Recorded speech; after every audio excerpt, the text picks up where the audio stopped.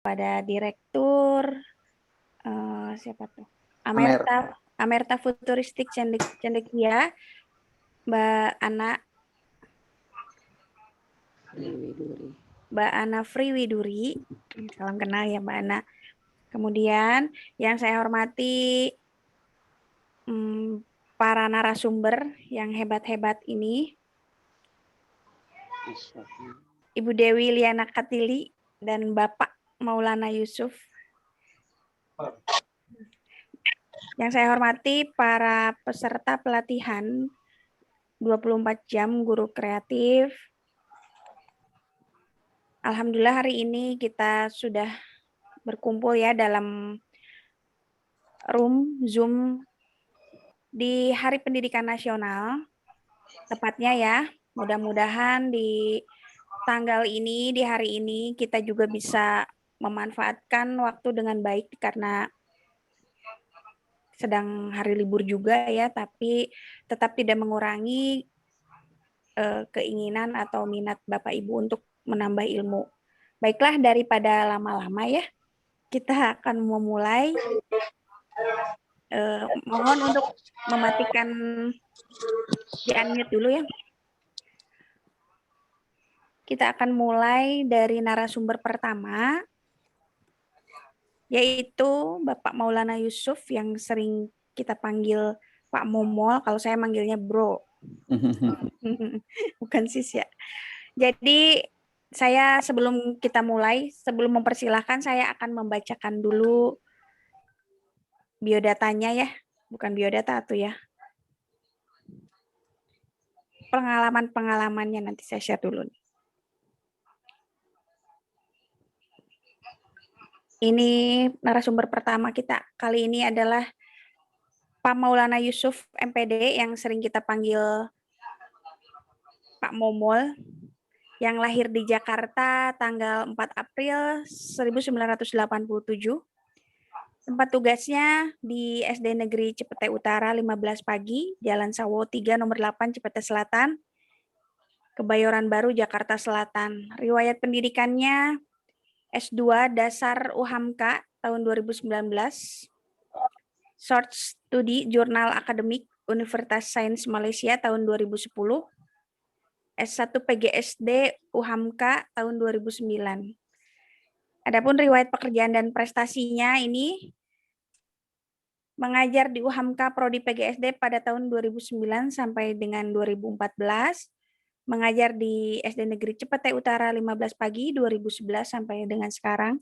Kemudian menjadi instruktur kurikulum 2013 tingkat provinsi dari 2014 sampai dengan sekarang. Penyiar radio Disdik program Teacher Jurnalis tahun 2020. Mohon dimatikan ya. Narasumber LPMP DKI Jakarta 2017 sampai dengan sekarang. Sebagai guru model Kecamatan Kebayoran Baru tahun 2020. Guru Pamong Pendidikan Profesi Guru tahun 2020, pembahas kurikulum kondisi khusus Kemdikbud 2020, pembahas rambu-rambu penilaian Kemdikbud tahun 2020, dan sebagai juara 1 Lomba Best Practice tingkat Provinsi DKI Jakarta tahun 2020, guru berprestasi tahun 2016, juara 1 Lomba Dongeng Guru tingkat Provinsi DKI Jakarta tahun 2018, juara 2 apa juara 1 nih?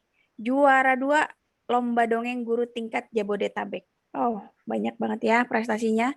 Karya tulisnya juga sudah banyak ya, diantaranya buku cerita sains, Momol, Si Petualang, edisi hewan dan tumbuhan. Yang ini nih lagi saya pesen tapi nggak nyampe-nyampe.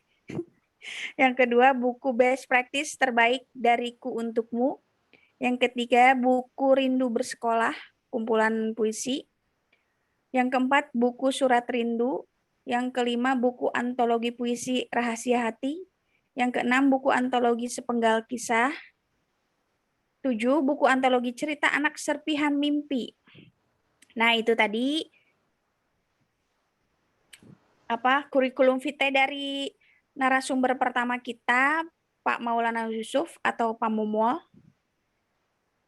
Jadi Pak Momol sudah siap untuk menyampaikan materi atau sharing? Oke, siap. Sudah langsung bisa share screen ya. Iya.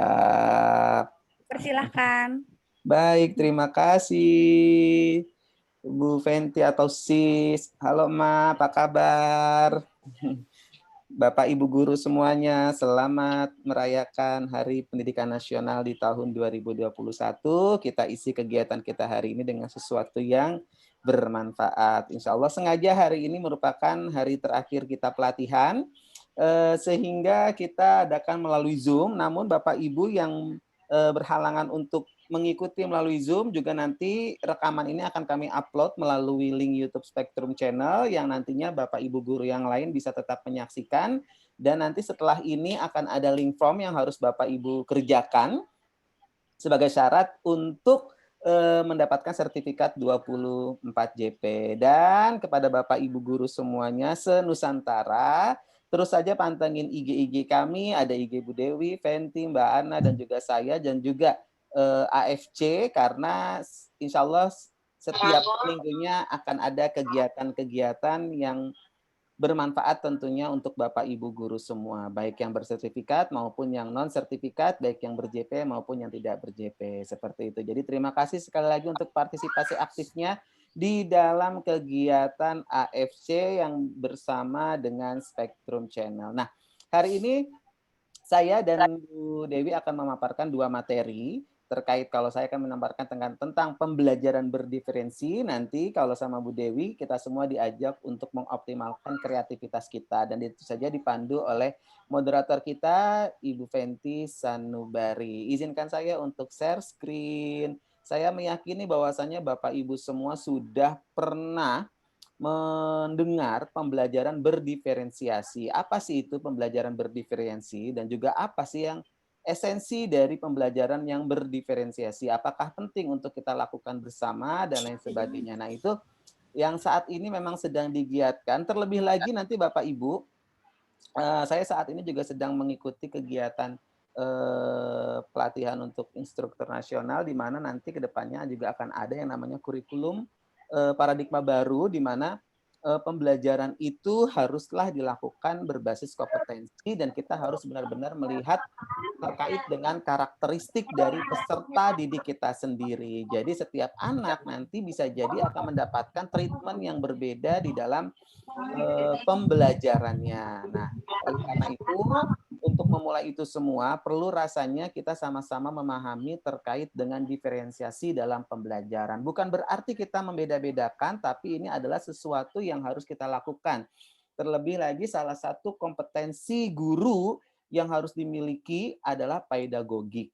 Seperti itu. Apa itu pedagogik? Salah satu indikatornya yaitu di mana seorang guru itu harus memahami dan mengenali para peserta didiknya, karakteristiknya seperti apa, kemudian cirinya seperti apa, kekhasannya seperti apa, sehingga dalam pembelajarannya kita mampu untuk mendapatkan data dan mampu untuk merancang serta melaksanakan pembelajaran yang sesuai, bukan karena hanya keinginan guru semata, tapi memang kita melakukan perancangan sampai dengan pelaksanaan pembelajaran itu berdasarkan data yang kita miliki, dari hasil tes K, dari hasil observasi K. Oh, anak-anak saya rata-rata di sini memiliki gaya belajar audiovisual. Berarti apa yang harus saya lakukan?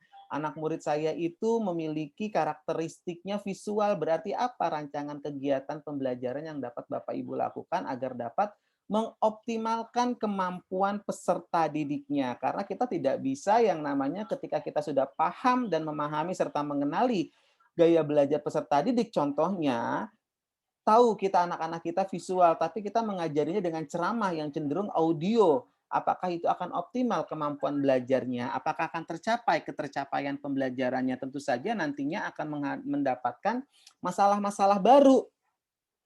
Seperti hasil belajar anak tidak maksimal, kompetensi anak tidak tercapai, minat anak untuk belajar turun, nah sehingga akan menghasilkan output-output yang kurang baik, dan itu akan menjadi bahan refleksi guru. Maka ketika anak didik itu mendapatkan hasil yang kurang baik, yang sejatinya harus melakukan refleksi itu pertama kali adalah gurunya, bukan meminta peserta didik itu untuk melakukan pembenaran. Coba dibenari, apalagi kalau yang salahnya itu atau mendapatkan hasil kurang baiknya itu lebih banyak hampir semua kelas. Nah, berarti yang perlu dievaluasi itu adalah gurunya. Kecuali kalau kita melaksanakan pembelajaran 1-2 anak yang kurang mencapai targetnya, mungkin memang ada perlakuan khusus untuk beberapa anak tersebut. Tapi kalau secara umum banyak melakukan kesalahan, berarti memang yang seharusnya refleksi terlebih dahulu itu adalah Bapak Ibu gurunya. Kita analisis, kita identifikasi masalah-masalah yang terjadi di dalam kelas kita. Apa yang menyebabkan anak-anak kita itu mendapatkan hasil-hasil atau ketercapaian target pembelajaran itu tidak tercapai. Oke, bagaimana cara mengimplementasikannya? Nah, Bapak Ibu semua tadi CV sudah disampaikan oleh Bu Fenty dan sekarang yang harus sama-sama kita pahami adalah sebelum kita memahami tentang diferensiasi, kita harus tahu dulu nih hakikatnya seorang anak. Anak itu merupakan individu yang unik. Kita harus paham dulu kata unik. Artinya kalau unik itu saya dan Bu Dewi itu berbeda. Walaupun kita sudah sama dewasa. Saya dengan Bu Fenty itu berbeda, walaupun saya sudah sama-sama dewasa. Tapi apalagi anak. Anak yang satu dengan anak yang lainnya itu unik. Terlebih anak kembar saja itu memiliki keunikan yang berbeda. Bukan miniatur orang dewasa. Kita harus meyakini itu semua. Bahwasanya anak itu bukanlah duplikat kita sebagai miniaturnya orang dewasa. Karena mereka itu memiliki pribadi dengan haknya sendiri dan kapasitas untuk menjadi orang dewasa yang unik. Seperti itu. Ini harus kita pahami terlebih dahulu. Kalau kita sudah paham terkait dengan keunikan yang dimiliki oleh peserta didik, maka dalam implementasi pembelajarannya nanti kita dapat merancang dan mengembangkan proses pembelajaran itu sesuai dengan karakteristik dan keunikan yang dimiliki oleh peserta didik kita sendiri. Seperti itu. Lalu apakah nanti akan timbul pertanyaan, bagaimana caranya ketika keunikan itu kok beda-beda? Kita juga nanti bisa pengelompokan dan lain sebagainya. Nanti sama-sama kita bagaimana cari tahu untuk memahami keterkaitan itu semua. Dan yang perlu sama-sama kita pahami juga ini Bapak Ibu semua. Statement ini yang harus kita pahami bersama. Guru adalah pekerjaan yang mulia. Jadi harus sama-sama kita pahami ketika kita sudah memilih profesi kita itu sebagai guru, maka kita harus tahu juga apa tupoksinya. Apakah hanya sekedar mengajar, padahal dalam undang-undang kita tidak hanya sekedar mengajar, tapi membina, melatih, mendidik, mengajar, dan itu adalah nilainya lebih besar dari hanya transfer knowledge dibandingkan hanya sekedar transfer pengetahuan. Ada hal-hal yang memang menjadi urgensinya, hakikat pentingnya dari seorang guru, kenapa guru itu dikatakan sebagai pekerjaan yang mulia, profesi yang mulia, dan lain sebagainya itu. Karena kita memang memiliki tugas yang berat untuk mengantarkan anak-anak kita, generasi yang akan melanjutkan perjuangan kita di kemudian hari. Pahami dari tentang anak sampai dengan gurunya itu sendiri. Sekarang kita masuk kepada diferensiasi. Nah, sekarang yang kita akan sama-sama pahami terkait itu semua adalah pembelajaran diferensiasi, kemudian cirinya, bagaimana memetakannya, sampai dengan strateginya. Sekarang kita mulai dari yang pertama. Saya mengambil dari 2 teori terkait dengan pembelajaran berdiferensi. Menurut Tomlinson, nah, berdiferensi itu adalah usaha untuk menyesuaikan proses pembelajaran di kelas memenuhi kebutuhan belajar individu setiap murid. Nah, acuannya berarti pembelajaran berdiferensiasi itu harusnya berakar pada pemenuhan kebutuhan. Maka implementasinya yang harus kita lakukan adalah kita harus tahu terlebih dahulu apa sih hak anak. Kalau kita sudah tahu hak anak, kita juga akan tahu kebutuhan dari anak karena kebutuhan itu harus dipenuhi. Nah, bagaimana cara guru merespon kebutuhan tersebut? Kalau kita penuhi kebutuhan mereka, maka itu adalah respon yang baik untuk dilakukan oleh seorang guru. Seorang anak aus yang dia butuhkan adalah air. Maka kita harus siapkan air. Ketika kita lapar, yang dibutuhkan adalah makanan. Berarti yang kita butuhkan itu yang kita harus berikan responnya adalah makanan. Begitu pula juga dengan anak-anak kita dengan karakteristik yang unik tersebut. Anak itu membutuhkan pembelajaran yang sifatnya visual. Maka kita bisa melakukan pembelajaran dengan cara misalkan menyaksikan video atau enggak menonton film dan lain sebagainya, itu adalah untuk memenuhi kebutuhan yang memang dibutuhkan oleh anak. Kalau anak gaya visual, karakteristik belajarnya itu dengan visual, kemudian kita hanya memberikan audio, guru berceramah totalitas, apakah kebutuhannya itu akan tercapai? Tidak. Akan terpenuhi? Tidak. Maka ada sisi atau ruang-ruang yang kurang didapati oleh anak. Nah, ruang-ruang yang kurang ini akan menjadi defisit, akan menjadi masalah yang sewaktu-waktu bisa menumpuk masalah tersebut dan klimaksnya adalah masalah-masalah yang besar. Nah, disinilah pemenuhan kebutuhan belajar peserta didik itu yang harus sama-sama kita pahami. Itu adalah diferensiasi. Kemudian, bagaimana cirinya? Yang pertama, pembelajaran berfokus pada konsep dan prinsip pokok. Apa konsepnya yang Bapak Ibu akan ajarkan? Kemudian evaluasi kesiapan dan perkembangan belajar siswa diakomodasi dalam kurikulum. Nah, disinilah yang menjadi pentingnya. Kita juga harus mengevaluasi terkait dengan kesiapan dan perkembangan belajar siswa diakomodasi ke dalam kurikulum. Terlebih lagi nih, misalkan saya guru SD, kita sama-sama memahami bahwasanya tahap perkembangan dari peserta didik sekolah dasar itu berada pada masa operasional konkret. Maka untuk memenuhi kebutuhan mereka, ya kita harus mengajarkan dari sesuatu yang konkret. Kita tidak bisa serta-merta mengajarkan kepada sesuatu yang sifatnya formal. Karena alur pembelajaran itu mulai dari yang konkret, semi konkret, semi abstrak, baru ke abstrak, sehingga anak itu mampu melalui gradasi-gradasi tersebut. Kemajuan pengelompokan siswa secara fleksibel. Nah, jika tadi, waduh, berarti tugas guru ketika mendapatkan karakteristik peserta didik yang berbeda-beda, apakah kita harus layani secara individual bersama-sama? Tentu saja kita memiliki keterbatasan di dalam melakukannya. Nah, di dalam diferensiasi ini, mungkin Bapak Ibu bisa melakukannya dengan cara pengelompokan yang sifatnya fleksibel. Nah, terlebih lagi nanti nih Bapak Ibu nih, di dalam kurikulum paradigma baru, kita juga harus mengenal fase-fase di dalam kurikulum tersebut, ketercapaian pendidikan. Itu juga sama nantinya, berbasis kompetensi yang arahnya itu berasal dari karakteristik ataupun capaian yang sebelumnya didapati oleh peserta didik kita. Kemudian selanjutnya adalah siswa secara aktif bereksplorasi di bawah bimbingan guru. Nah, ini masih sama seperti yang sebelumnya, di mana student center itu masih menjadi pusatnya dalam proses pembelajaran. Maka ini adalah ciri dari pembelajaran yang berdiferensiasi. Lalu bagaimana sih caranya untuk memetakan kebutuhan? Yang pertama, kita harus cari tahu dulu kesiapan peserta didik untuk belajar. Tidak bisa kita lakukan pembelajaran tanpa mengetahui kesiapan peserta didik kita untuk belajar. Kan seperti itu. Minat belajar. Nah, kita harus tahu dulu seperti apa untuk membagikan minat. Makanya di dalam pembelajaran itu kita kenal yang namanya misalkan apresiasi. Nah, Bapak Ibu semua, apa sih tujuannya dalam hal penduluan di dalam RPP atau dalam pelaksanaan? Tentu saja itu untuk meningkatkan motivasi ataupun minat dari peserta didik kita. Agar apa? Agar peserta didik kita ini balik lagi ke siap belajarnya.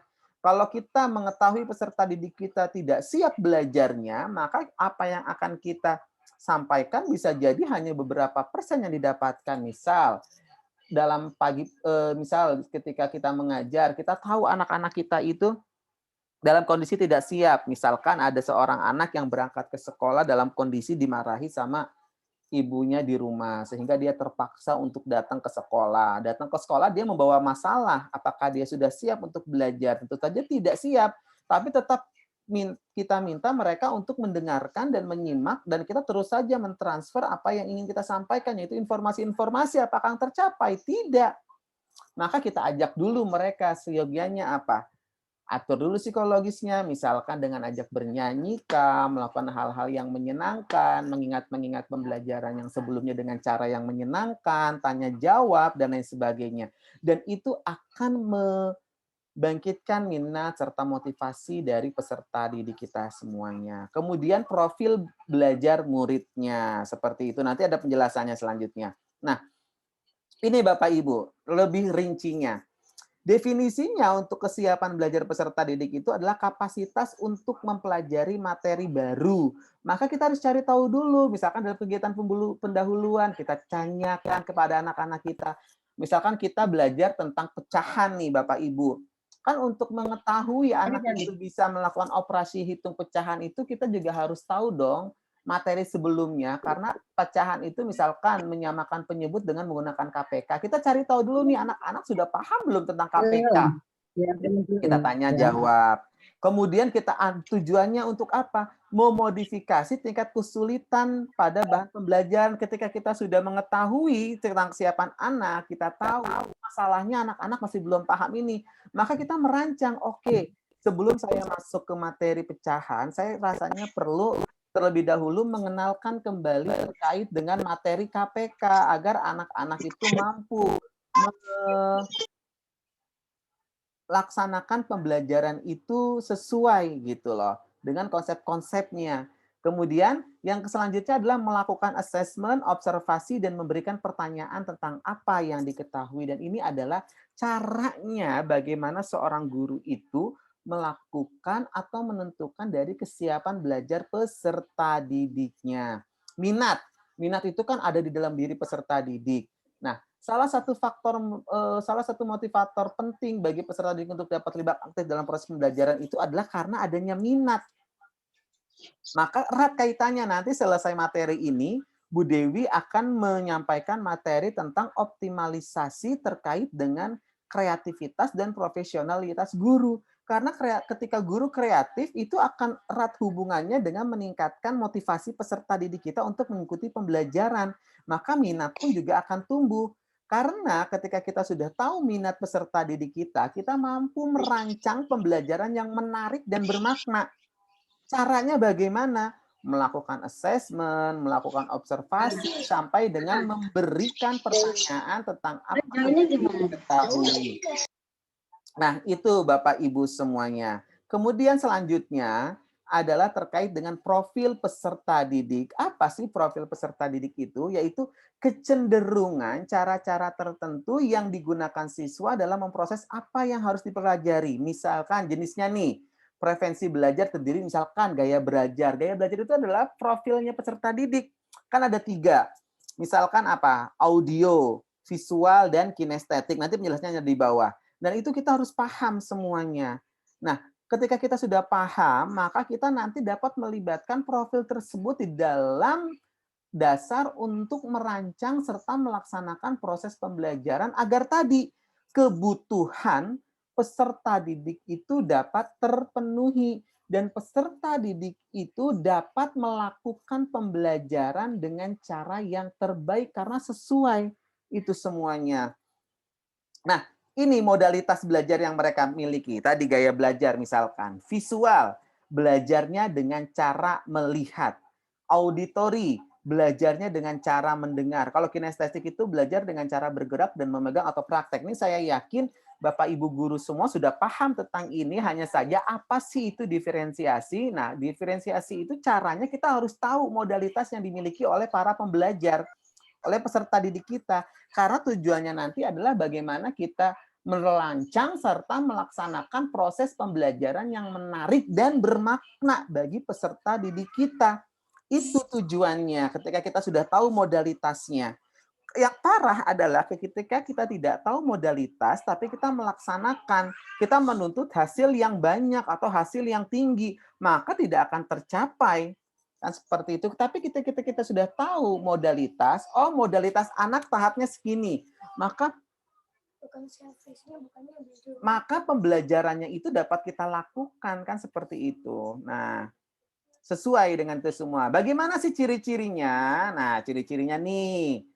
Misalkan kalau visual itu dia mengingat apa yang dilihat, maka dalam prosesnya Bapak Ibu bisa tuh menunjukkan barang-barang konkret, menyaksikan video, dan anak-anak seperti itu adalah anak-anak yang tidak pandai memilih kata-kata dalam berbicara. Biasanya cenderung anak-anak itu tidak banyak bicara, ya kan, pasif dan lain sebagainya, tapi dia memahami dan dia tidak terganggu dengan kebisingan atau keributan. Misalkan teman-temannya lagi berisik, dia tetap akan fokus mengerjakan sesuatu. Seperti itu. Sulit mengingat instruksi atau perintah dalam bahasa lisan. Itu adalah visual. Lebih suka baca daripada dibacakan. Ya, karena kalau yang sudah dibacakan itu adalah anak-anak yang auditori, belajar dengan gambar. Nah, ini contohnya. membuat coretan, menggunakan video, sampai dengan membuat pengelompokan. Itu adalah yang visual. Nah, kalau yang audio beda lagi. Dia suka bicara kepada diri sendiri waktu belajar. Mudah terganggu, beda dengan yang visual tadi. Dia akan tetap fokus walaupun sekelilingnya berisik.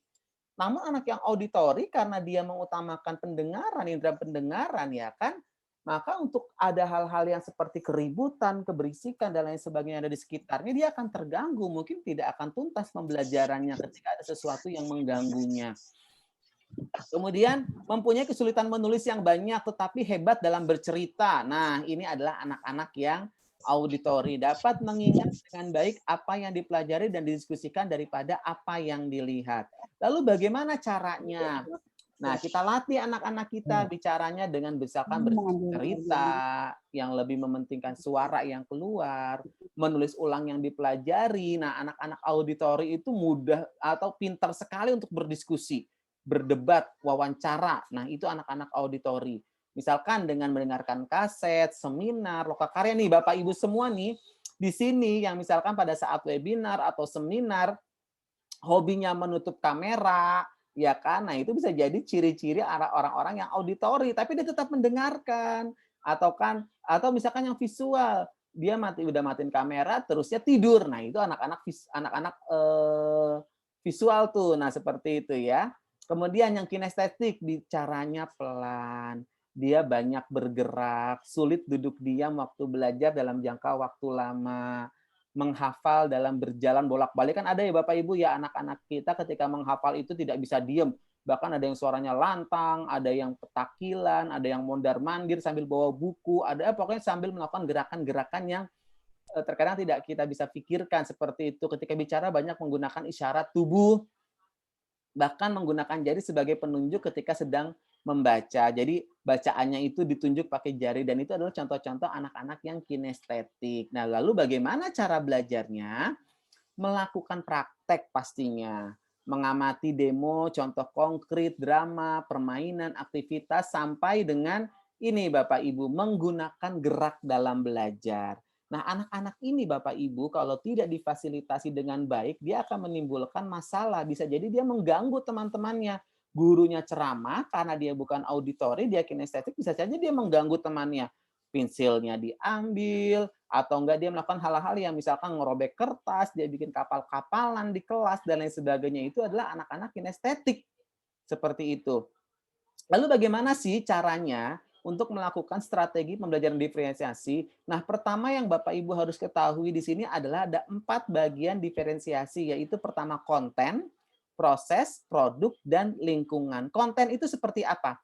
Konten itu adalah materi yang akan kita pelajari bersama peserta didik kita. Konten dapat dibedakan dengan melihat kesiapan. Nah, balik lagi di sini Bapak Ibu. Kesiapan, minat, atau profil belajar peserta didik kita. Nah, Bapak Ibu, di kurikulum paradigma baru nantinya itu sifatnya fleksibel, terkait juga dengan pemilihan konten atau materinya. Dan sesuaikan konten dengan kesiapan siswa. Maka penting pertama kali untuk kita mencari tahu terlebih dahulu kesiapan siswa kita tuh seperti apa. Nah, itu. Sehingga kita dapat menentukan kontennya. Anak belum paham ini tapi kita paksakan. Sedangkan materi-materi sebelumnya banyak defisitnya dan itu akan menjadi masalah buat anak-anak selanjutnya.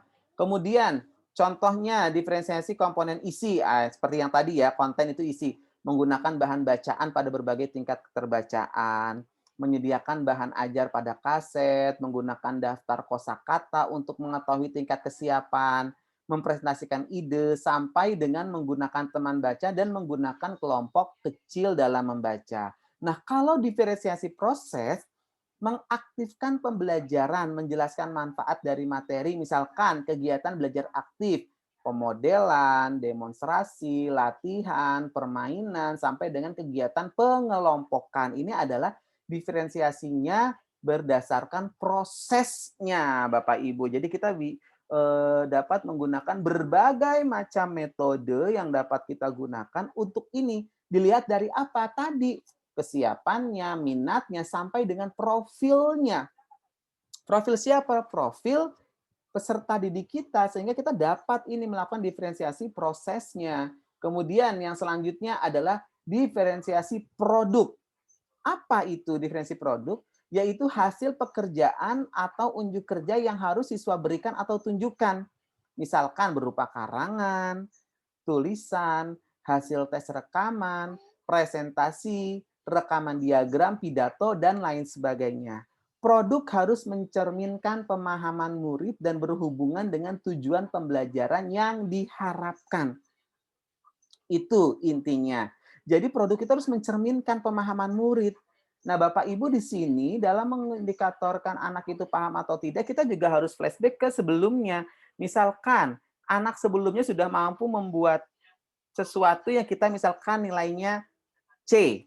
Kemudian di kegiatan selanjutnya B. Itu sudah ada peningkatan, berarti anak ini sudah ada progres yang baik kan seperti itu. Nah, progres itu yang harus kita amati selalu di dalam proses pembelajaran. Jangan serta-merta yang bagus itu adalah selalu mendapatkan nilai A.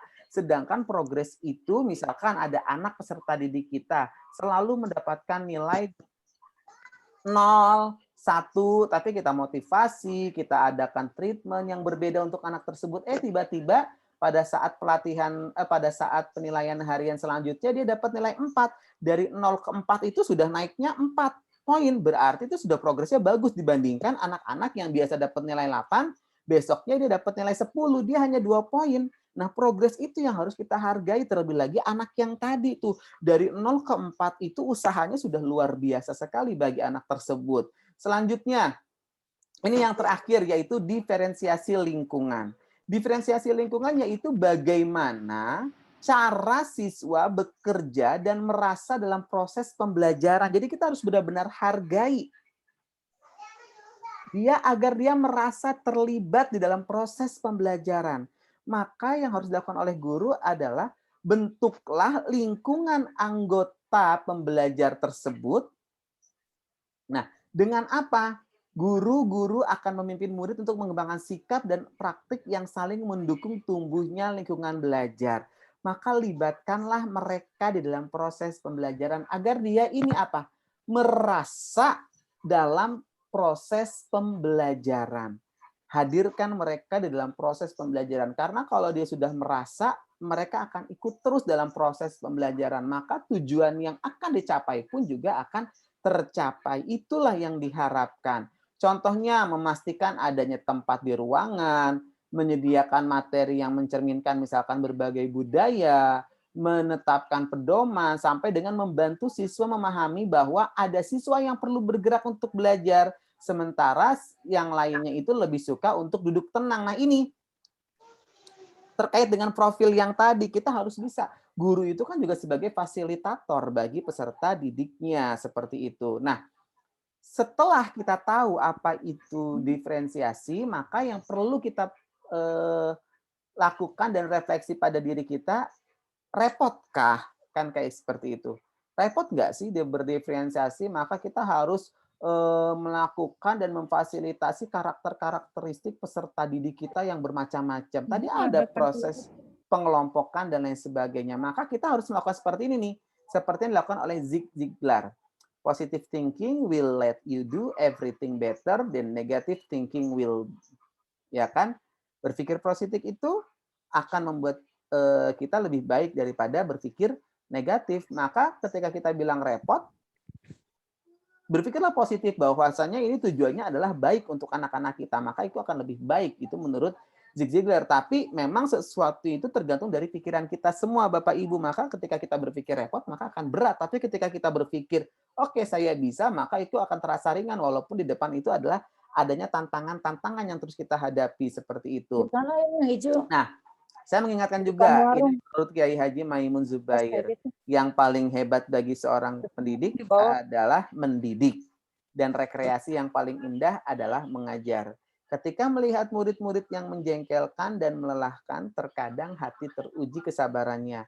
Namun, hadirkanlah gambaran bahwa di antara satu dari mereka kelak akan menarik tangan kita menuju surga, yaitu Kiai Haji Maimun Zubair. Nah, ini Bapak Ibu terkait dengan diferensiasi, pembelajaran berdiferensi. Nanti kita sama-sama kita akan tanya jawab. Kebetulan hari ini ada 2 materi yang sangat keterkaitan. karena nantinya kita juga harus melakukan pembelajaran yang optimal dengan meningkatkan kreativitas dan profesionalitas kita, maka dari situ kita dapat menentukan cara atau langkah yang tepat di dalam merancang pembelajaran dan melaksanakan pembelajaran yang sesuai kepada minat dan profil dari peserta didik kita.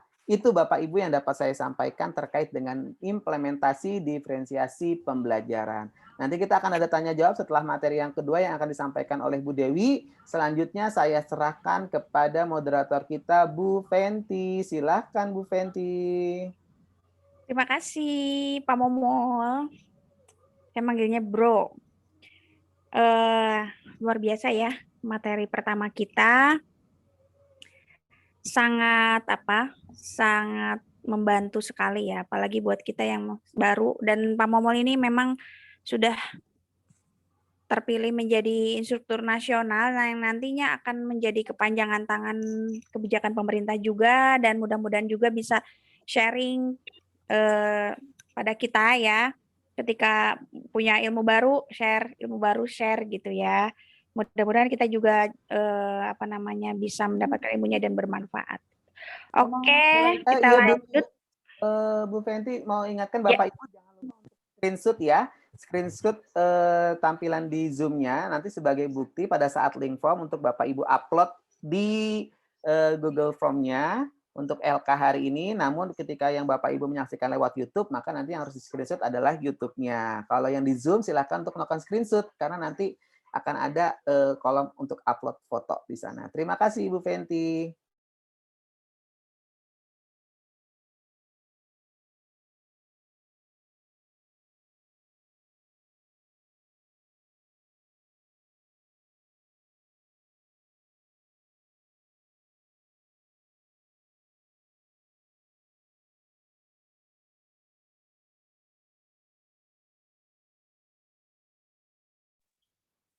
Bu Fenty suaranya masih di unmute, masih di mute, silakan di unmute terlebih dahulu. Oke. Oke. Ya, mungkin udah tidak sabar ya untuk pemateri yang kedua, yaitu Ibu Dewi Liana Katili yang akan menyampaikan tentang topik kali ini yang menarik juga ya, tentang guru itu harus bagaimana sih, guru itu harus kreatif, guru itu selain kita juga tahu tadi bagaimana differentiated learning ya, pembelajaran berdiferensiasi yang akan menunjang ke pembelajaran kita untuk menghilangkan atau untuk menambah menariknya pembelajaran, juga kita sebagai guru harus kreatif. Nah, mungkin kita akan minta ilmunya kepada Ibu Dewi Liana Katili atau Ma Dewi. Sebelumnya saya akan membacakan dulu kurikulum vitae-nya. Ya, bentar ya. Ibu Dewi Liana Katili, SPD MM, ini lahir di Jakarta. Anak Betawi nih ya. Tanggal 9 Desember 1975, tempat tugasnya di SD Negeri Batu Ampar 05 pagi di Jakarta Timur ya. Kemudian riwayat pendidikannya S1 PGSDUT tahun 2017, S2 Manajemen Labora Jakarta tahun 2002, S1 IPS Akuntansi tahun 99, D2 PGSD IKIP Medan tahun 96. Kemudian riwayat pekerjaannya mengajar di Universitas Swasta Jakarta pada tahun 2001 sampai 2015 sebagai Wakil Direktur Aksema Dharma Budi Bakti tahun 2005 sampai 2013, mengajar di SD Negeri SD Negeri apa ya ini, Mak? Batangkuis Pekandeli Serdang, Sumatera Utara tahun 96 sampai 2001, mengajar di SD Negeri Batu Ampar 01 pagi 2001 sampai dengan 2015, sebagai instruktur kurikulum 2013 pada tahun 2014 sampai dengan sekarang. Ma Dewi juga sebagai penyiar radio distrik program Teacher Jurnalis pada tahun 2020, sebagai instruktur nasional guru pembelajar kelas atas tahun 2016 sampai 2018, penulis di aplikasi Noveltoon tahun 2020, sebagai Wakil Direktur AFC atau Amerta Futuristik Cendekia tahun 2021, sebagai penyusun tim model pembelajaran Kemdikbud tahun 2021, dan juga sebagai penulis di aplikasi KBM App tahun 2021. Karya tulisnya pernah membuat buku populer Guru Sebagai Panggilan Jiwa pada tahun 2016, buku antologi cerita anak Serpihan Mimpi tahun 2019, dan buku pelajaran PLBJ kelas 2 penerbit Arya Duta pada tahun 2019, kemudian novel Memeluk Luka pada tahun 2020. Madewi juga membuat antologi puisi Mutiara Cinta untuk Ibu tahun 2020, antologi cerpen Ibu Jalan Surgaku tahun 2021, antologi cerpen Sejuta Cinta Untukmu Ibu tahun 2021, dan seri soal AKM kelas 3 dan 4 penerbit Arya Duta pada tahun 2020. Nah, itu tadi singkatnya tentang Ibu Dewi Liana Katili, dan kepada Bu Dewi atau Ma Dewi dipersilakan untuk memberikan materinya. Dipersilakan untuk memberikan materinya. Terima kasih, mana Ma Dewinya. Oke, terima kasih Bu Fenty Oke. yang sudah mengantarkan atau menjadi host menjadi moderator pada kegiatan hari ini. Assalamualaikum warahmatullahi wabarakatuh, Bapak-bapak, Ibu guru hebat di seluruh Nusantara. Waalaikumsalam Selamat Hari Pendidikan warahmatullahi wabarakatuh, Bu. Masya Allah, mudah-mudahan selalu hebat, selalu gembira menjadi guru. Karena itu seperti buku populer saya, Guru Sebagai Panggilan Jiwa. Masya Allah. Baiklah Bapak Ibu, tidak perpanjang kalam, mungkin kita bisa langsung saja untuk ke materi saya, yaitu Be a Creative Teacher. Oke, saya coba share dulu. Apakah sudah terlihat jelas Bapak Ibu? Sudah ya? Oke. Sudah, Ma, sudah. Sebentar. Oke. Kita itu sudah mendapatkan banyak materi kemarin dari Bu Fenty, kemudian hari ini dari Pak Momol. Kesemuanya itu sebenarnya adalah dituntut profesionalitas dan kreativitas guru. Suaranya kok jadi kecil ya, Bu? Oh iya, suaranya kecil ya? Coba kecilin lagi. Kencengin lagi. Sebentar. Oke, sebentar. Sudah jelas? Masih kecil.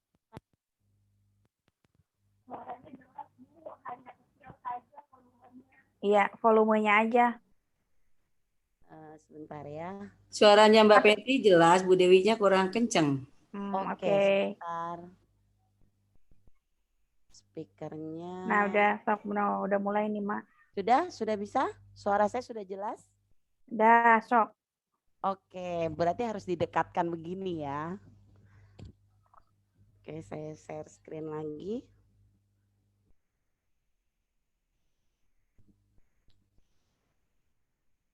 Sudah cukup jelas ya, Bapak Ibu guru hebat? Jelas, Bu. Oke, terima kasih.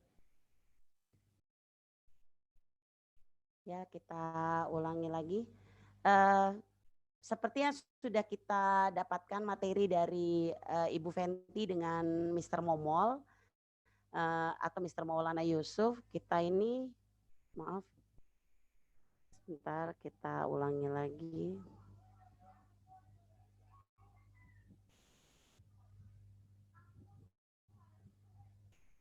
Oke, kita dari semua tuntutan yang ada, mungkin nanti dari kurikulum paradigma baru, nah itu juga kita berarti dituntut dengan profesionalitas dan kreativitas guru.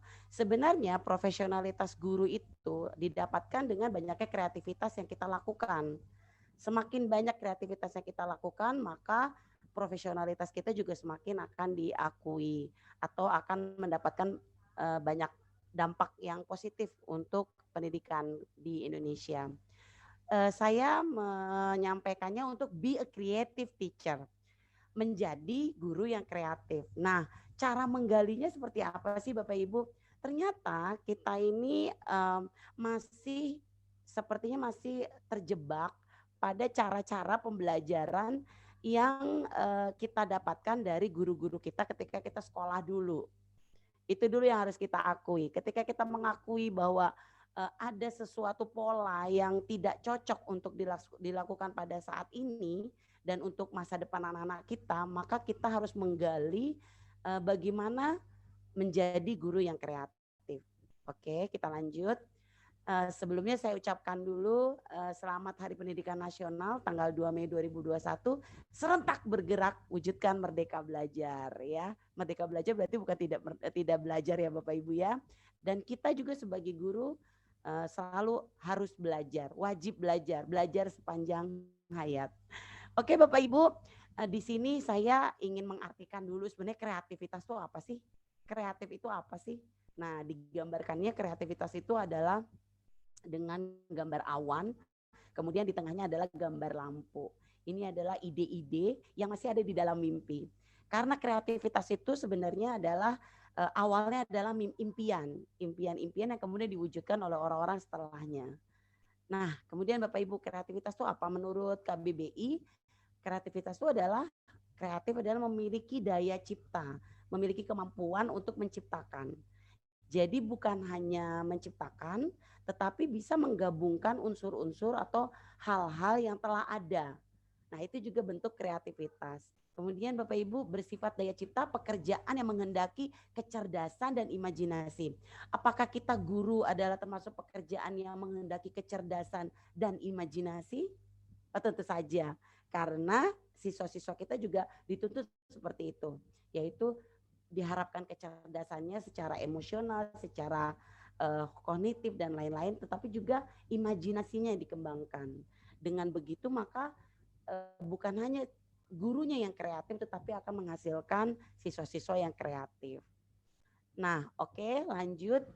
Di kreativitas ini, ide-ide ini akan menjadi sebuah kreativitas, ide-ide akan menjadi sebuah kreativitas jika kita berani dulu. Kita sebagai guru berani dulu. Berani apa Bapak Ibu? Berani untuk out of the box. Kita tuh jangan, ini belum ada yang melakukan. Ini tidak mungkin dilakukan. Jangan dulu. Kita harus berpikiran out of the box dulu. Kita harus berpikiran yang di luar dari orang-orang yang memikirkan itu gitu. Jadi kita harus membuat sesuatu yang tidak mungkin dipandang aneh oleh orang lain, tetapi kita harus berbuat dulu, harus berani dulu berpikir yang luar biasa, yang di luar dari biasanya, out of the box. Kemudian kita juga harus bisa, di sini bisa gambling ya, maksudnya ini adalah peluang yang menangkap peluang. Peluang-peluang apa ini yang bisa kita dapatkan ketika misalnya kita sudah membuat suatu kegiatan pembelajaran yang kita susun sedemikian rupa, kemudian kita ambil peluangnya walaupun cuma 0,01%, tapi kita harus coba. Bagaimana peluang itu harus membuat kita percaya diri untuk berani mencobanya. Nah, itu peluangnya. Jadi walaupun 0,01% keberhasilannya, tetapi tidak ada salahnya untuk kita coba. Kemudian nantinya akan timbul yang namanya change, yang namanya perubahan. Ya, perubahan. Jadi dari semuanya itu maka ide-ide yang ada pada diri kita walaupun awalnya impian akan menjadi sebuah kreativitas. Demikian Bapak Ibu. Lalu kemudian Bapak Ibu di sini ketika kita menanyakan bagaimana proses kreativitas. Yang pertama adalah desainnya. Hal-hal ini yang akan nanti membuat sebuah kreativitas itu berproses, yaitu dari desainnya. Kemudian dari brainstormingnya, dari bagaimana kita berdekatan dengan orang-orang yang nantinya bisa mewujudkan ide kita itu menjadi sesuatu yang nyata, sesuatu hasil kerja yang nyata. Kemudian di sini ada cara berpikir, kemudian ada untuk visi ke depannya, ide-ide ke depannya, kemudian ada inspirasi dan pencariannya. Nah, kemudian di sini Bapak Ibu, dari semuanya itu maka kita akan timbul ke satu atau mengerucut ke satu cara mengembangkan kreativitas. Bagaimana sih, apa saja sih cara-cara mengembangkan kreativitas? Baiklah Bapak Ibu, saya akan tayangkan ada 7 cara mengembangkan kreativitas. Yang pertama adalah amatilah sesuatu yang dikenal. Oke, amatilah sesuatu yang dikenal. Nah, amatilah sesuatu yang dikenal. Jadi kita mengawalinya dengan yang kita kenal dulu, yang kita ketahui dulu. Jangan bergerak kepada hal-hal yang tidak kita ketahui atau masih di awang-awang atau kita nggak pahami sama sekali. Dengan begitu Bapak Ibu, maka kita akan melatih dan mempertajam ingatan kita. Dari situ. Itu adalah salah satu atau hal awal yang dapat mengembangkan kreativitas. Sederhana sepertinya ya Bapak Ibu ya. Jadi dari sini sebenarnya kita tuh harus rajin mengamati Bapak Ibu. Harus rajin mengamati di sekitar kita. Jadi kadang-kadang kita terlalu jauh melihat keluar. Kita terlalu jauh melihat bagaimana cara pendidikan di luar negeri. Tapi sebenarnya kita bisa mengeksplor apa yang ada di sekitar kita. Karena memang sesuatu yang dekat dengan kita ini kadang-kadang tidak terlihat. Maka dari itu Bapak Ibu mulailah mengamati sesuatu yang nggak kita sangka-sangka bisa menjadikan sebuah bahan kreativitas. Oke, yang kedua adalah mempertajam pikiran. Mempertajam pikiran, kemudian meningkatkan kepekaan, penginderaan pada diri kita. Maksudnya apa Bapak Ibu? Kreativitas itu ketika ide-ide itu akan muncul di saat kita menajamkan pikiran kita, di saat kita mengoptimalkan otak kita. Kemudian juga kita meningkatkan kepekaan penginderaan pada diri kita. Ya mata kita, kemudian mulut kalau bisa belakangan ya Bapak Ibu ya, kecuali kalau untuk bertanya. Kemudian indera penciuman kita, telinga kita, kemudian kulit kita. Nah itu dengan meningkatkan kepekaannya, maka kita bisa kemudian nanti akan mengembangkan kreativitas kita. Begitu Bapak Ibu. Lalu yang untuk resep mempertajam pikiran itu apa aja Bapak Ibu? Nah, resepnya ada Bapak Ibu. Yang pertama, maaf lagi bulan puasa. Jadi ini adalah menu makanan sehat seimbang. Jadi kalau kita ingin menuntut kreativitas kepada anak ya seperti ini juga sama seperti diri kita Bapak Ibu. Kita harus mendapatkan asupan gizi yang cukup. Ya Bapak Ibu. Kemudian kita ini ada permainan sudoku, teka-teki silang, kemudian ada ini kata ya. Jadi Bapak Ibu dengan permainan-permainan seperti ini kita bisa mempertajam pikiran kita. Jadi ini Bapak Ibu bisa kita mulai sedini mungkin. Tapi tidak ada kata terlambat untuk memulainya. Jadi saya kok nggak memulai dari kecil, nggak apa-apa Bapak Ibu dari sekarang. Bahkan katanya Bapak Ibu dengan banyak mengisi seperti ini, maka nantinya kita akan memperlambat kepikunan kita katanya. Nauzubillah ya Bapak Ibu ya, mudah-mudahan kita jangan sampai sempat pikun. Bapak Ibu yang saya hormati, saya pernah mendengar sebuah wawancara kepada wanita-wanita dari Israel Bapak Ibu. Mengapa bisa ada generasi yang sangat cerdas dari negara tersebut? Jawabannya adalah Bapak Ibu, setiap ibu hamil itu akan sangat dijaga gizinya, kemudian mereka diwajibkan menyelesaikan soal-soal ilmu pasti, kemudian permainannya juga permainan-permainan yang melatih daya pikir mereka seperti yang saya sajikan di sini. Ini selama kehamilan. Maka anak-anak yang nantinya akan lahir itu tingkat intelijensinya akan lebih tinggi dan kreativitasnya juga akan lebih tinggi. Nanti bahkan akan diteruskan ketika mereka sudah lahir atau pasca natalnya mereka, pasca kelahiran mereka, bahkan di golden age-nya. Jadi seperti ini Bapak Ibu rahasianya. Nah kemudian Bapak Ibu ketiga adalah resep mempertajam pikiran adalah dengan try new things. Try new things. Jadi selalu mencoba hal-hal baru. Jangan takut mencoba hal-hal yang baru. Kadang-kadang kita ini, udah deh yang udah dilakukan orang aja. Kenapa kita nggak berani untuk melakukan hal-hal yang belum pernah dilakukan oleh orang lain? Atau menggabungkan hal-hal yang dilakukan oleh orang lain dan hasilnya luar biasa, kemudian kita sesuaikan dengan keadaan yang ada di sekolah kita atau keadaan tentang seputar peserta didik kita. Lalu kita akan lihat seberapa luar biasanya efek yang kita lakukan dari melakukan hal-hal yang baru. Jadi Bapak Ibu kadang-kadang kita takut meninggalkan zona nyaman kita. Nah ini Bapak Ibu harus mencoba untuk hal-hal baru, mencoba hal-hal baru. Nah ini Bapak Ibu jangan takut melakukan hal-hal yang baru. Kemudian Bapak Ibu, coba Bapak Ibu dengarkan untuk mempertajam pikiran. Biasanya Bapak Ibu suka lagu keroncong. Coba yang bertabrakan dengan musik keroncong, misalnya musik rock misalnya ya. Bapak Ibu coba dengarkan, coba aja dengarkan dulu. Saya nggak suka, coba dulu. Dengan begitu Bapak Ibu nanti akan merasakan, oh iya ya ada sesuatu hal yang baru pada diri saya yang akhirnya saya bisa menyukainya. Kalaupun tidak menyukainya, paling tidak Bapak Ibu pernah mengenalinya. Pernah mengenali sesuatu yang tidak Bapak Ibu selama ini suka. Jadi coba dengarkan musik yang berbeda dengan apa yang Bapak Ibu sukai.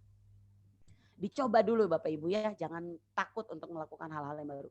Kemudian Bapak Ibu, cobalah untuk melakukan segala sesuatu yang berseberangan. Misalnya Bapak Ibu lakukan biasanya dengan tangan kanan, menulis dengan tangan kanan. Coba dengan tangan kiri. Atau Bapak Ibu sebelumnya adalah kidal. Saya nggak bisa melakukannya selain dengan seperti yang saya biasa lakukan. Tetapi ketika Bapak Ibu mencoba menulis dengan tangan yang tidak biasanya Bapak Ibu lakukan, maka nantinya kita akan bisa menulis dengan kedua tangan. Masya Allah. Coba dulu Bapak Ibu. Ini untuk mempertajam pikiran.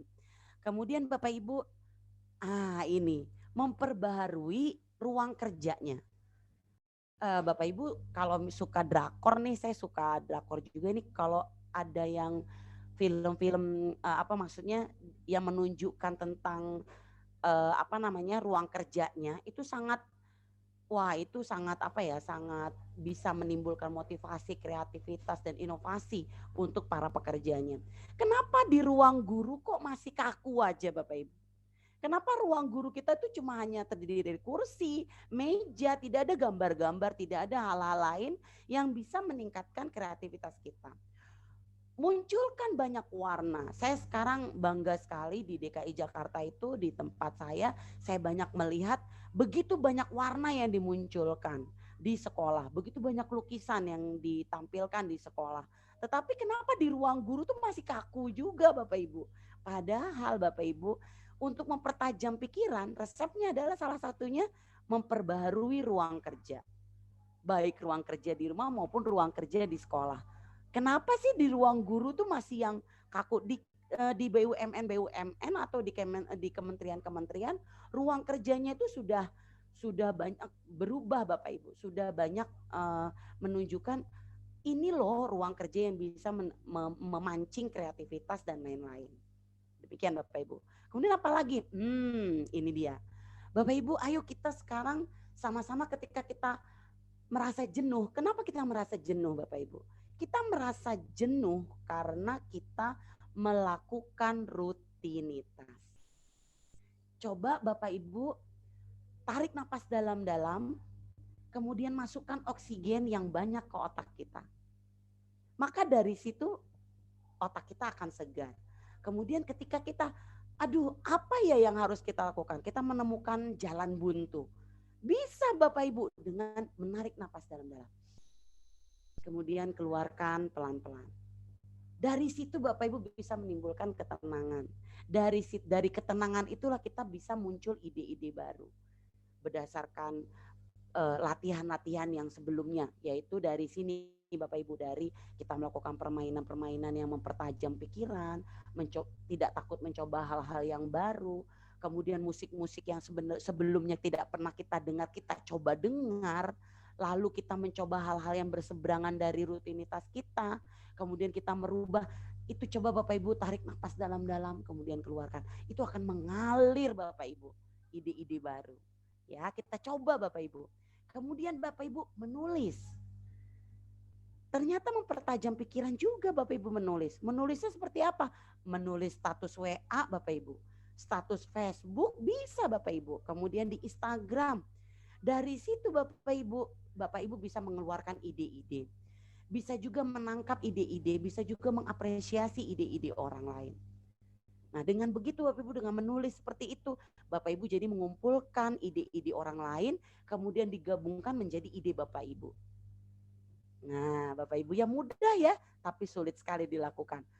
Dan jangan pernah mengatakan aku tidak bisa. Tapi wajib mengatakan aku bisa. Atau lebih kuat lagi, aku pasti bisa. Seperti itu Bapak Ibu. Nah, itu resep mempertajam pikiran. Kemudian Bapak Ibu, nomor 3 adalah jangan menunda pekerjaan. Apapun pekerjaan itu Bapak Ibu, jika dilakukan dalam waktu yang cukup, maka nantinya akan menjadi balancing di dalam otak kita, mengoptimalkan otak kita untuk melakukan pekerjaan atau menyelesaikan pekerjaan dengan hasil yang terbaik. Jadi kalau kita, tapi ada juga Bapak Ibu, ada juga sifat-sifat orang tertentu yang tapi ini jarang sekali, kalau sudah kepepet maka kreativitasnya muncul. Tapi itu jarang sekali Bapak Ibu. Jadi akan lebih baik jika kita prepare, kita melihat waktunya, kita mengoptimalisasi waktu sehingga kerja otak kita akan lebih maksimal dan pekerjaan kita akan selesai dengan memuaskan. Demikian Bapak Ibu. Yang keempat adalah ambil sudut pandang orang lain. Saya gambarkannya seperti ini. Pakailah sepatu orang lain. Maksudnya begini Bapak Ibu. Ketika kita ingin melakukan sesuatu, maka kita jangan melihat dari sudut pandang kita. Jangan hanya mengambil sudut pandang kita. Jangan hanya. Tetapi lihat juga dari sudut pandang orang lain. Orang lain mengatakan bahwa saya bisa. Kenapa saya masih ngotot bilang nggak bisa? Karena apa Bapak Ibu? Biasanya orang-orang di sekitar kita, orang-orang yang menyayangi kita, itu selalu memberikan motivasi, kemudian selalu memberikan hal-hal yang baru dan mengingatkan pada kita bahwa kita memiliki banyak potensi. Ambil sudut pandang orang lain itu untuk menyemangati kita, atau untuk memotivasi kita, atau untuk membuat ide-ide kita muncul. Jadi jangan takut juga untuk melihat sudut pandang dari sisi orang lain. Demikian Bapak Ibu. Lalu yang kelima. Yang kelima adalah melakukan brainstorming. Untuk melakukan brainstorming Bapak Ibu, ayo dekati orang-orang yang bisa membuat kita, ide kita itu didukung Bapak Ibu. Maka Bapak Ibu dekatilah orang-orang yang bisa membuat ide-ide kita itu menjadi sesuatu hal yang terbaik atau menjadi kreativitas. Berkumpul dengan banyak orang, semakin banyak pikiran maka semakin banyak alur berpikir orang-orang di sekitar kita yang tentunya bisa mengalirkan positive thinking kepada kita, maka kita akan semakin kreatif Bapak Ibu. Nah, ini brainstorming juga. Dari kreativitinya, dari desainnya, semuanya dijadikan satu, maka semua itu akan idenya, rencana-rencananya, kegiatan-kegiatannya atau kinerjanya dikolaborasikan. Itulah yang menjadi brainstormingnya. Jadi kita butuh orang lain. Untuk melakukan kreativitas kita butuh orang lain, kita butuh pendapat orang lain. Seperti itu Bapak Ibu. Kemudian yang keenam adalah belajar menjadi inovator yang baik. Apa Bapak Ibu yang bisa kita lakukan menjadi inovator yang baik? Sebelumnya maka kita harus berinovasi. Berinovasi itu dari mana Bapak Ibu? Kita harus menghargai inspirasi-inspirasi kita yang lahir dari otak kita, yang lahir dari kreativitas kita, yang lahir dari pengamatan kita, yang lahir dari brainstorming kita, kemudian dari visionnya. Bapak Ibu, dulu kita mungkin tidak akan menyangka bahwa kita bisa terbang dengan menggunakan pesawat terbang. Pada masanya ya itu merupakan suatu hal yang mustahil. Tetapi ternyata Bapak Ibu visionnya adalah itu bisa dilakukan di masa depan. Itu akan berguna di masa depan. Ketika kita mengajar kepada anak-anak dengan cara yang sama seperti yang dilakukan oleh guru-guru dulu, maka Bapak Ibu anak-anak kita akan terbelakang, akan semakin terbelakang. Jadi sebaiknya Bapak Ibu kita ajarkan, kita ciptakan lingkungan belajar anak-anak untuk masa depan anak-anak kita yang berbeda dengan yang kita alami sekarang. Begitu Bapak Ibu. Kemudian berkembang, lalu ide-idenya, kemudian prosesnya, lalu membangunnya, kemudian jadilah kreativitas. Jadilah inovator yang baik Bapak Ibu. Kemudian yang terakhir adalah yang ketujuh, ubahlah kebiasaan dan citra diri. Nah Bapak Ibu, ubahlah old habits. Ubahlah kebiasaan-kebiasaan lama yang menghasilkan kita hanya nyaman di zona yang kita kenali saja. Kita terlalu takut untuk mengalami perubahan. Nah jadi Bapak Ibu harus berani untuk berubah. Jadi tinggalkan kebiasaan-kebiasaan lama, kemudian kita wajib berubah. Maka kita akan mengalami perubahan. Nah kemudian Bapak Ibu ini citra dirinya. Kalau Bapak Ibu berani untuk berubah, maka citra diri Bapak Ibu nantinya akan mengeluarkan aura-aura positif, pemikiran-pemikiran positif, kata-kata positif, sehingga kita meninggalkan yang negatif dalam diri kita. Ya Bapak Ibu ya, jadi memang harus meninggalkan kebiasaan-kebiasaan lama. Kemudian Bapak Ibu, dari semua ini, dari kita berani untuk meninggalkan kebiasaan-kebiasaan kita yang buruk atau kebiasaan-kebiasaan kita yang lama atau yang lampau yang tidak berguna untuk masa depan, maka kita akan menghasilkan juga kita memperbaiki citra diri kita, maka kita akan menghasilkan motivasi.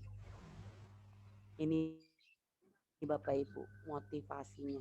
Motivasi untuk mencapai tujuan, untuk membuat ide-ide terbaru, kemudian bersikap yang baik, bersikap yang semangat, kemudian untuk sukses, motivasi untuk sukses, kemudian untuk berpenampilan sebaik mungkin dan bisa mendorong orang lain atau mengajak orang lain untuk sama-sama maju. Demikian Bapak Ibu.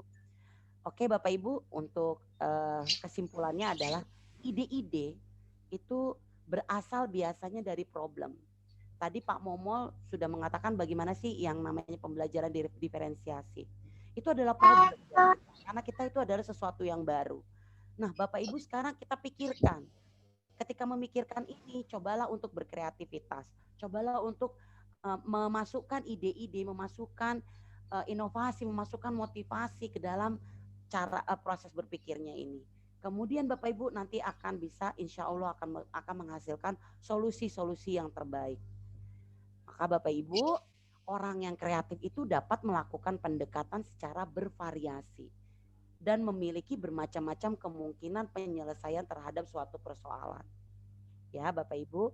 Lalu Bapak Ibu, di sini kita akan menghadapi multiple intelligence as creative potensial. Jadi Bapak Ibu jangan takut kalau ingin menjadi guru kreatif, ya jangan takut untuk memunculkan variasi-variasi atau banyak intelijensi yang kita miliki. Misalnya di sini Bapak Ibu, dan kita kembangkan dari musik, dari orangnya, dari pribadinya, kemudian dari dirinya, kemudian dari kata-kata atau kalimatnya, kemudian dari cara berpikirnya, kemudian dari gambarnya, lalu dari gerak tubuhnya. Itu harus dioptimalkan. Kemudian ini adalah kreatif potensialnya yang kita miliki, yang Allah sudah berikan kepada kita. Nah, ini akan menjadi dari multiple intelligence ini akan menjadi hasil perbuatan, kemudian akan jadi kinerja atau karya. Lalu Bapak Ibu dari hasil perbuatan atau kinerja atau karya ini, maka akan berbentuk barang atau gagasan yang bermakna dan berkualitas. Demikian Bapak Ibu yang bisa saya sampaikan tentang bagaimana cara mengoptimalkan kreativitas kita. Karena itulah nantinya yang akan dituntut dalam kurikulum paradigma baru dari berbagai macam yang telah disampaikan oleh Bu Fenty dengan Pak Momol, maka harus dimunculkan bagaimana kita berkreatif, bagaimana kita berkreasi, melakukan kreativitas. Demikian Bapak Ibu, terima kasih. Saya kembalikan kepada Bu Fenty. Oke, terima kasih Bu Dewi dan Pak Momo. Jadi kesimpulannya untuk menjadi guru kreatif itu kita tidak boleh berhenti untuk mencoba dan mencoba untuk berhenti gitu ya. Jadi if you think you can, yes you can. Jadi kalau kita berpikir kita bisa, ya kita pasti bisa. Jadi kalau mindset kitanya bisa dan positif, insya Allah semesta juga pasti mendukung atau mestakung gitu ya, Ma Dewi. Jadi tadi sudah kita dengarkan tentang diferensiasi pembelajaran atau pembelajaran berdiferensiasi. Bisa disimpulkan bahwa diferensiasi itu adalah praktek, ya tadi Pak Momo menceritakan, di mana guru menyampaikan pembelajaran dengan penyesuaian pada kesiapan, minat, dan gaya belajar siswa. Jadi guru dapat memotivasi strategi mengajarnya pada konten, proses, dan produk. Jadi tapi sebelumnya guru juga harus melakukan asesmen agar punya informasi mengenai tingkat kesiapan siswa dan apa minat serta gaya belajar yang mereka miliki. Setelah kita mengetahui apa dan minat belajar siswa, kita juga harus mengembangkan potensi kita dengan cara meningkatkan kreativitas kita sebagai seorang guru.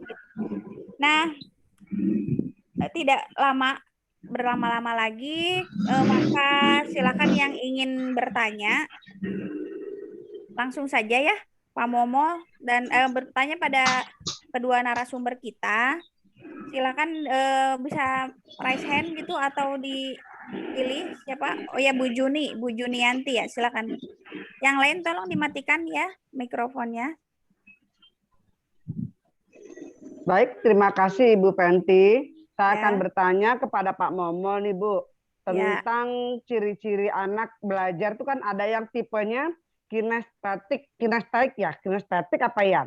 Nah, itu cirinya hampir sama dengan anak-anak yang berkebutuhan khusus dengan kategori autis, nggak bisa diem segala macam kalau dia tidak diberikan tanggung jawab.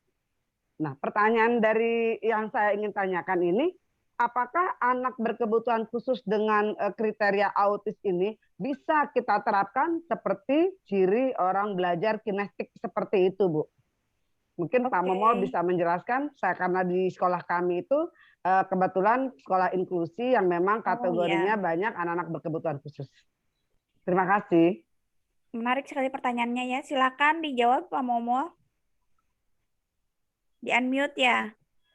Ibu Junianti, terima kasih atas Pak pertanyaannya.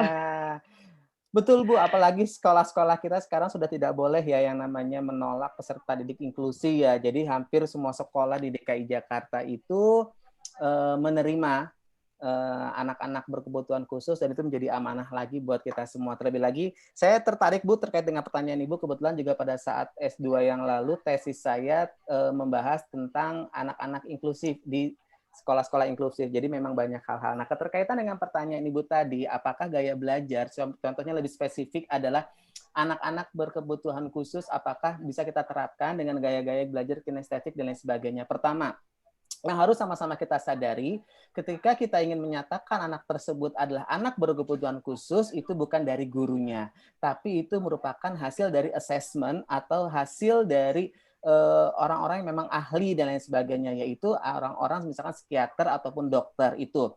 Kedua, memang ada kriteria-kriteria tertentu bagi anak-anak yang dalam tanda khusus ini adalah anak-anak berkebutuhan khusus, contohnya adalah anak autis, itu banyak sekali kriterianya. Kalau yang disebutkan Ibu tadi itu berarti anaknya memang yang aktif gitu, bahkan cenderung ADHD dan lain sebagainya. Maka apakah bisa kita terapkan kalau seandainya memang memiliki gaya belajar yang sama seperti gaya belajar anak-anak kinestetik, itu bisa untuk kita lakukan. Contoh, saya memiliki murid saya 2 tahun yang lalu itu luar biasa aktifnya. Tapi saya tidak bisa mengatakan anak tersebut adalah anak berkebutuhan khusus. Namun setelah hasil diagnosis dari psikiater yang ada di Rumah Sakit Fatmawati, dan dia mendapatkan hasilnya dan diberikan kepada saya, yaitu hasilnya ternyata memang secara intelijensi mereka kurang, namun secara motorik mereka bagus. Sarannya dari dokter tersebut, saran dari hasil diagnosisnya tersebut bagi guru dan bagi orang tua adalah melaksanakan pembelajaran yang lebih menekankan kepada aspek keterampilan, aspek psikomotor yang lebih dikuatkan agar peserta didik ini mampu memahami materi yang sedang dipelajari. Jadi kita dapat melakukan pembelajaran itu sesuai dengan apa yang memang sudah menjadi saran dari ahlinya. Contohnya saya waktu itu, dan alhamdulillah anak saya itu tersebut, misalkan saya pengen banget nyebut namanya, tapi karena nanti akan tayang di YouTube jadinya nggak enak. Tapi anak itu Bu luar biasa ketika kita kasih stimulus pada saat lomba yang keterkaitan dengan motorik, baik itu tangan dan lain sebagainya, dia dari 500 siswa dia menjadi juara 1 karena stimulusnya. Dia menjadi juara 1 dan dia bangga sekali walaupun hadiahnya hanya berupa tas dari si penyelenggara, yaitu berupa game permainan. Mister, aku juara 1. Yang 500 sekian muridnya itu kalah, dia juara 1. Karena itu ketika kita ingin melaksanakan pembelajaran, khususnya anak-anak berkebutuhan khusus, kita harus lihat terlebih dahulu hasil asesmennya. Bisa jadi anak tersebut aktif karena memang bukan berkebutuhan khusus, tapi memang anak itu kinestetik, dan bisa jadi anak yang cenderung seperti itu adalah anak berkebutuhan khusus, tapi memang perlu treatment terlebih dahulu.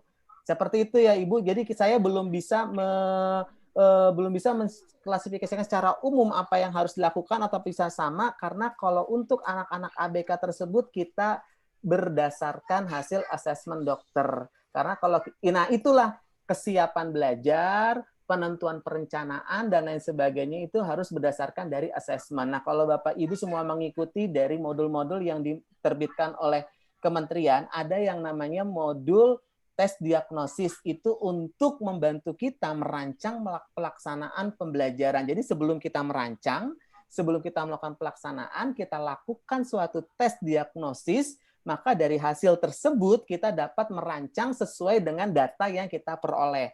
Begitu pula juga dengan Bu Junianti, karena sekolah inklusif berarti saya meyakini Ibu sudah memiliki data. Ketika datanya itu sudah bisa dikategorikan, oh sepertinya anak ini dapat mampu untuk mengikuti pembelajaran dengan cara-cara yang misalkan melibatkan psikomotor aktif, maka lakukan. Nah, seperti itu. Untuk apa sih? Memang anak-anak seperti itu memiliki energi yang luar biasa, Bu. Justru kalau hanya cenderung diam, itu energinya itu dapat luap.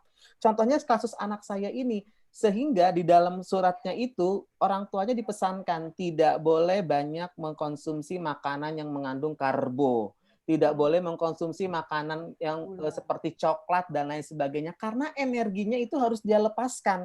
Nah, guru diminta untuk menerapkan pembelajaran yang lebih melibatkan keterampilannya dia, psikomotoriknya dia, karena emang energi yang dimiliki luar biasa. Kalau dia bosan, Bu, murid saya itu sampai pernah gigit temannya berdarah, jedotin temannya berdarah, itulah yang dilakukan. Tapi ketika keterampilan dia asik aja, karena memang energinya luar biasa. Jadi memang itu PR banget buat kita semua, tapi ketika Ibu sudah punya asesmennya, sudah punya hasilnya dan apa yang harus dilakukan, dan itu cenderung bisa dilakukan dengan gaya belajar kinestetik, lakukan. Karena tujuan kita adalah sebagai seorang guru kan melayani dan membantu peserta didik untuk memenuhi kebutuhannya. Seperti itu Bu Junianti yang dapat saya jawab terkait dengan pertanyaan Ibu. Semangat Bu, kita punya PR berat untuk anak-anak kita seperti itu. Oke, Bu Juni. Sudah puas dengan jawabannya Bu Junianti? Saya bertanya ya. Oh ya, silakan Bu Epi. Lanjut. ini mengenai anak saya sendiri. Anak saya jika belajar, misalkan ada tugas nih PJJ, saya dampingi.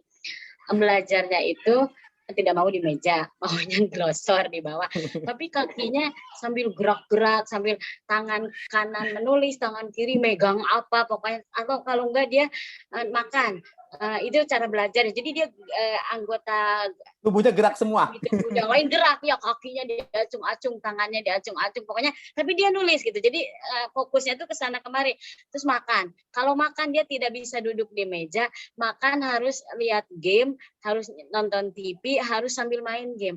Jadi tangan kanan nyendok, tangan kiri main ngopetang, kalau kata orang Sunda tuh gerayapan gitu. Nah ini menurut, tapi saya akui emang pintar, bukan ini ya, ada lah kecerdasannya dibanding dengan ini. Kayak sekarang kan kelas 5 udah mulai, saya kan ngajar les bimbel, anak yang lain belum paham tentang rumus apa ini dia udah ngerti gitu, udah paham duluan. Nah cuman itu emang dari kecil tidak bisa diam, jadi lari-larian kayak gitulah, aktif gitu. Nah itu menurut Bapak itu kecerdasan gimana ya? Seperti apa? Terima kasih. Bu, selama anak itu dalam proses pembelajaran, pencapaian materi, terlebih lagi tadi Ibu sampaikan terkait dengan dia memiliki kelebihan yang lain, dia lebih dari yang lain, paham rumus, dan lain sebagainya, itu sebenarnya tidak ada permasalahan. Hanya saja memang ada hal-hal seperti anak saya saja itu nggak bisa diam kalau belajar, tapi bisa kan seperti itu. Memang anak kecil itu waktunya seperti itu kan seperti itu. Nah, tapi ketika ibu nanti ada kemunculan suatu kekhawatiran, muncul suatu kekhawatiran yang berlebih, mungkin ibu bisa coba untuk melakukan tes psikiater. Karena untuk masuk ke psikiater bukan hanya anak-anak yang bermasalah, Bapak Ibu, anak-anak yang di luar dari kecerdasannya, misalkan terlalu jenius, pinter, itu nantinya juga bisa masuk ke sana. Jadi mindset kita untuk anak-anak yang masuk ke psikiater adalah anak-anak yang memang anak berkebutuhan khusus. Sedangkan anak berkebutuhan khusus itu bukanlah hanya sekedar anak-anak yang autis, ADHD, debil, idiot, tidak. Tapi anak-anak yang intelijensinya di atas rata-rata, itu saran dari psikologi itu adalah masukkan dia agar kita dapat penanganan yang tepat, agar nih potensi yang dimiliki oleh anak kita itu dapat berkembang.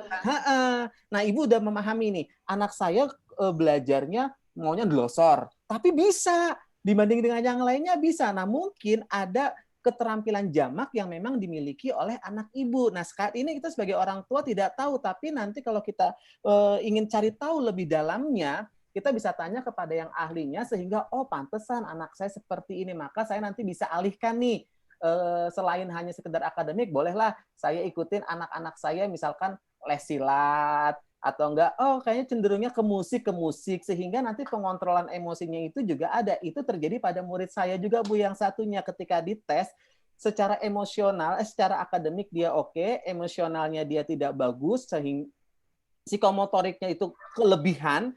Apa yang disarankan, mengikut sertakan peserta didik saya itu untuk kegiatan-kegiatan ekstrakurikuler ataupun les-les yang lainnya di samping dengan mata pelajaran akademik.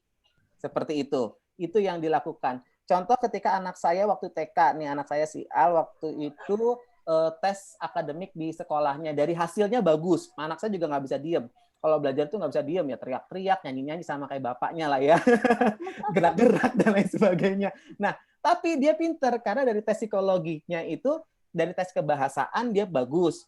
Udah bagus-bagus semua, tapi ternyata ada saran dokternya, mulai dilibatkan untuk berkelompok atau mengunjungi tempat-tempat yang baru karena dari segi sosialnya dia kurang.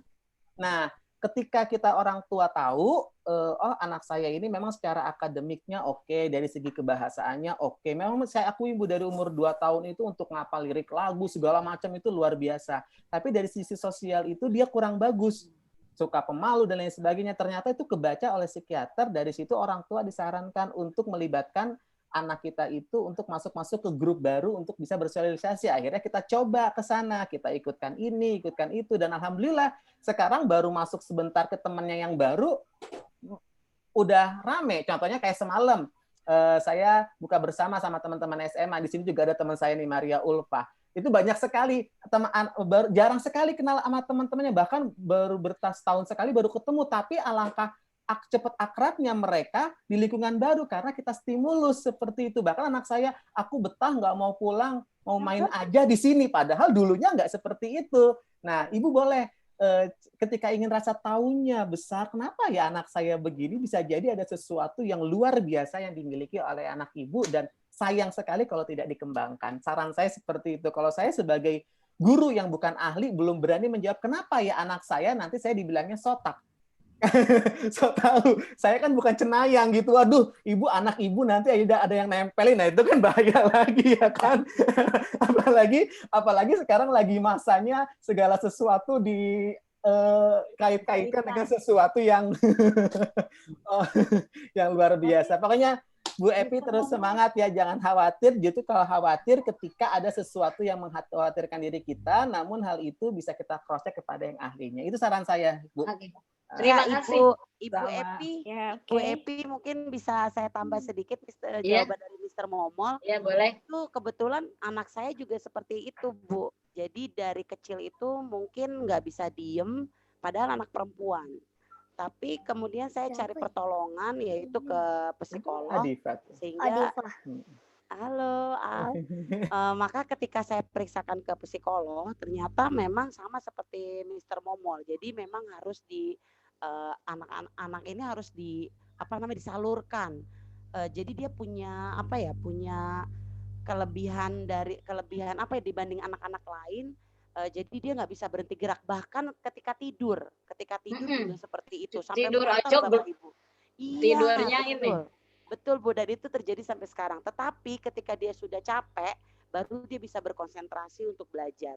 Kalau anak ibu kan, jadi setiap anak ini punya perbedaan ya Bu ya, punya perbedaan cara belajar, punya perbedaan untuk bersikap ketika bersikap belajarnya. Jadi Bapak Ibu jangan khawatir untuk datangi psikolog atau psikiater. Untuk mungkin untuk lebih tahunya mungkin ke psikolog dulu. Psikiater dulu apa psikolog nih? Psikolog dulu Bu. Kalau misalnya saya waktu itu datangnya ke psikolog, mungkin kalau Mr. Momol ke psikiater.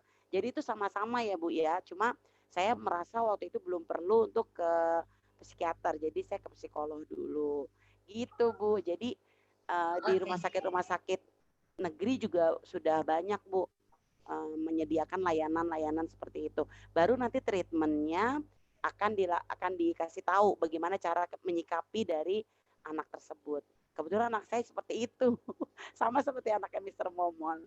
Banyak ya anak sekarang begitu kelebihan ya, karena dari makanan Bu katanya, dari makanan yang fast food, kemudian dari kalau MSG sebenarnya sih nggak berpengaruh ya Bu ya, cuma ya itu. Kemudian banyak stimulus yang kurang bisa mereka terima gitu. Iya. Seperti itu ya Bu Epi, cuma tambahan sedikit. Terima kasih. Terima kasih, mohon maaf. Sama-sama. Ya, itulah mudah-mudahan ya terjawab sudah pertanyaan. Tapi kalau tidak salah kecerdasan itu kan ada 9 ya. 9 kecerdasan. Iya, ada kecerdasan linguistik, dari bahasa, ada logika matematika, ada kecerdasan kinestetik, terus spasial visual. Kadang anak juga sering mengingat jalan ya, belok kanan, belok kiri, lurus, itu sebenarnya spasial visualnya itu aktif. Terus kemudian ada kecerdasan musikal, mungkin anaknya Pak Momol itu banyak ya, kecerdasan eksistensial, naturalis, interpersonal, dan intrapersonal. Jadi memang ada banyak sekali macam-macam kecerdasan. Ada yang mau bertanya lagi? Silakan, satu orang lagi. Sudah cukup? Oke, sudah setengah 12, nggak terasa ya? Setengah 12 pas ya. Nggak terasa.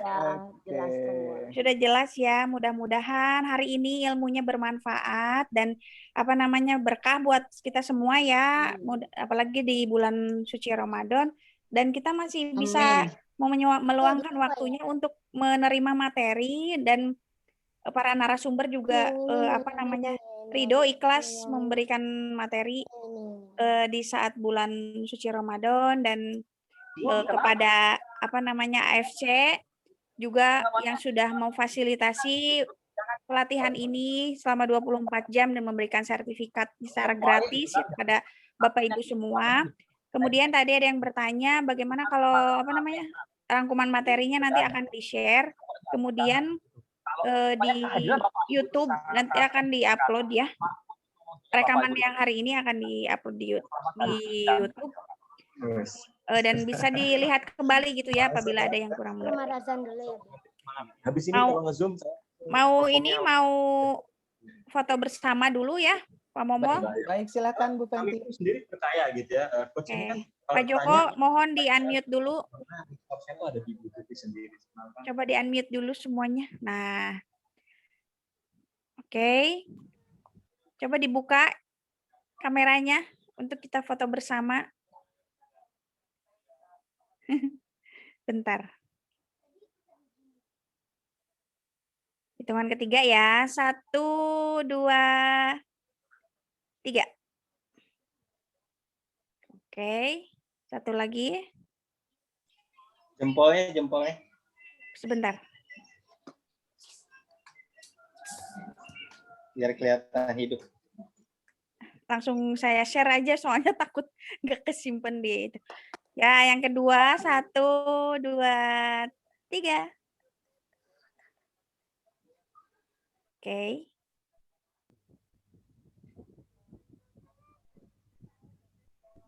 Udah ya, semuanya udah masuk nih. Udah 2 slide. Alhamdulillah, Rabbil Alamin. Akhirnya kita ada di ujung kegiatan ini.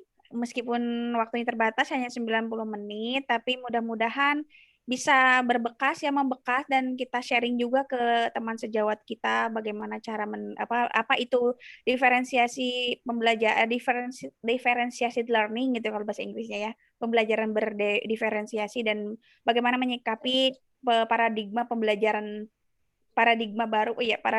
pembelajaran baru atau transformasi pembelajaran itu seperti apa nantinya, dan bagaimana juga meningkatkan kreativitas kita sebagai pendidik untuk meningkatkan hasil belajar peserta didik kita ya. Mudah-mudahan bermanfaat. Terima kasih buat semua Bapak Ibu yang telah meluangkan waktu dan ikut bergabung di pelatihan 24 jam, dan akhirnya kita akhiri.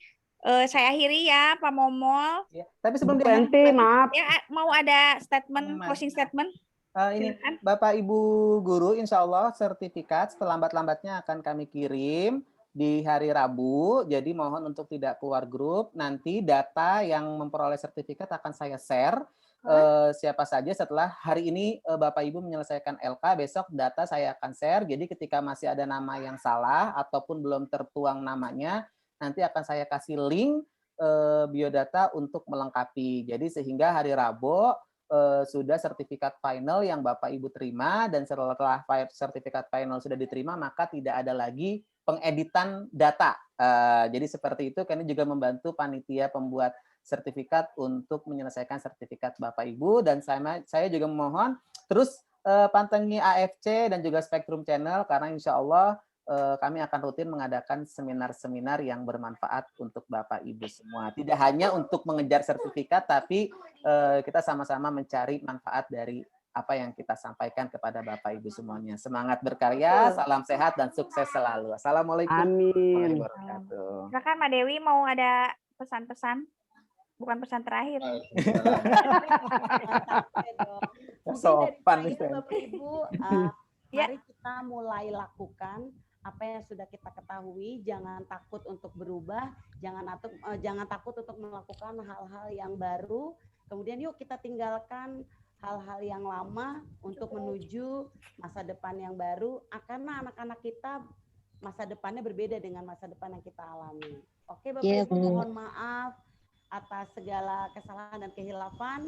Assalamualaikum warahmatullahi wabarakatuh. Salam hebat Bapak Ibu. Sama-sama Bu. Terima kasih semuanya ya. Mohon maaf bila kata-kata yang tidak berkenan ya. Sama-sama Bu Fenty, mohon maaf dulu Bu Fenty. Ya. Untuk link LK bisa nggak dikirim di grup? Ya, udah dikirim ya. Oh, udah. Oh iya udah, makasih. Ya. Saya lagi asik ngikuti ini. Iya. Ya, kita tutup ya. Pamit. Ya, Bu. Assalamualaikum warahmatullahi wabarakatuh. Waalaikumsalam warahmatullahi wabarakatuh. Terima kasih banyak. Terima kasih semuanya. Terima kasih Pak Dadah. Momol, Bu Dewi, dan Bu Sama-sama. Fenty. Momol dan Bu Dewi.